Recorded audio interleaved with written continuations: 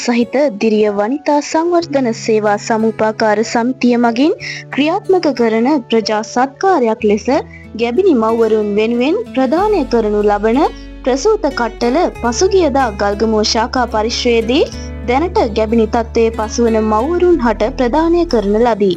මෙමගින් ගල්ගමුව ශාඛාවේ දිරිය වනිතාවන් වෙත තවත් අත්වැලක් වන අතර ඉදිරියේදී ප්‍රසූත දීමනාවක් ඇතුළු අලුත උපන් බිලිඳුන් වෙත තෑගි සමගින් විශේෂ වරප්‍රසාද රාශියක් හිමි ගැන්වීමට නියමිතය.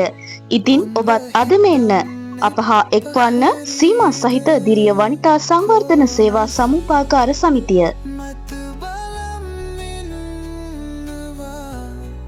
දිරිය වනිතා සමිතියේ සමාජිකත්වයේ අරගෙන දැනට මම මාස 6ක් වෙනවා.